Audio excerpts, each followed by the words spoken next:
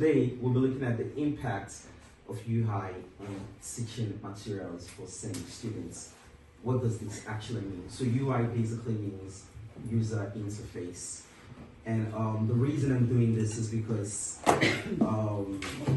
the quality of the materials that I've used in engaging some of these students has actually helped my class a whole lot. Please go to the next slide. So while we're doing this, when it comes to the kind of students that we have, most of them struggle with assimilating the kind of things we're teaching them. Sometimes they look at the screen and there's so many vocabularies. Sometimes it's very difficult for them to grasp some of those concepts that you're teaching them. And so from some research that I've done, from some seminars I've attended, we've established that the quality of the material, the way you use colors and the way you design your slides actually does help a whole lot in terms of getting the students to understand what you're teaching them. Next slide, please.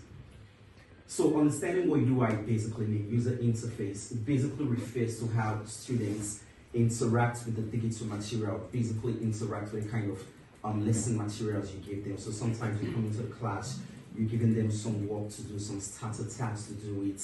Depending on how they're able to interact with those things, it actually does help them a whole lot.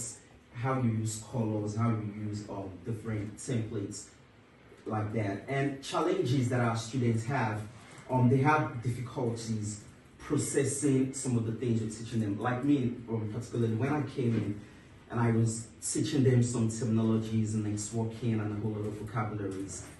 One, it was difficult for them to understand what I'm talking about, and also it was difficult for them to actually understand the big grammar.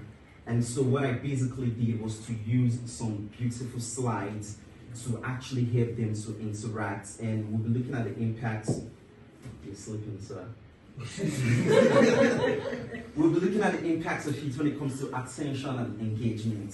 So we have beautiful slides that the students can interact with, such that when they come into class, what you're teaching them or what they are seeing on the screen is engaging. It helps them in terms of their attention and how you engage with them. Clear visuals help them to maintain focus, and once they're able to predict, oh, I'm saying A, the next is going to be B, it helps them to want to focus on what you're teaching them.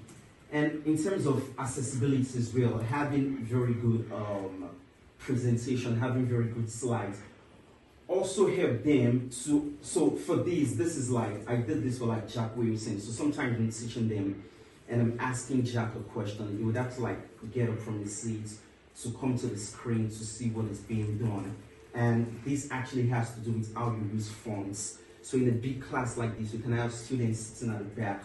When you don't use fonts that they can easily see, it kind of creates some distraction. And before you can get them back to understand what you're doing, it can be some kind of hassle. Just go to the next slide.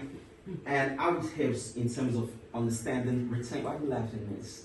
No, man, you said building. Okay. So having very good slides here helps the students a whole lot in terms of remembering what you're saying. So it's one thing to use text or numbers. It's another thing to actually use graphics or use some animated GIFs. So you'll be seeing some examples of how I've done it in my class. So this is a slide that I used in my class, and I used this for Rashford, and it's actually helped Soraya a whole lot to actually understand what input device means. So when they see the screen, they come into the class and they send animated GIFs such like this. It actually ignites their engagement to want to pay full attention to what you're doing. Next slide as well.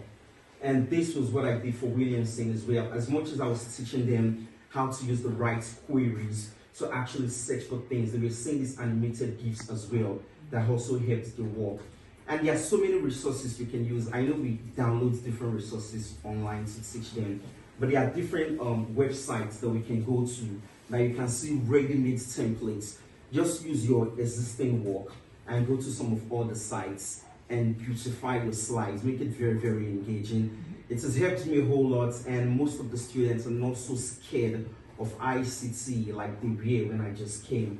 Particularly students like George W. When I came, my first engagement with him was practically crying. But right now, even in my absence, I think Ms. Cole could testify to that. It was actually teaching when we were having a meeting, he actually taught his class, and some of those students, slides like this has actually helped them to be more engaging, to actually see that a lesson is not just about text and numbers, but you actually have a whole lot of animated gifs. If you go to the slide, you see a lot of science stuff. There's so many beautiful designs you can use for your science class. The same thing with maths as well. Next slide, please. And basically, this is how you use it. Just choose what you already have, modify it, let your slide be more engaging. I've used it a whole lot in ICT. It's helped me a whole lot. And I've actually, like Jasmine has advised, I've seen 1 or 2 classes, and I would actually recommend we do some of those things as well to actually help us, because this is what I do. Thank you.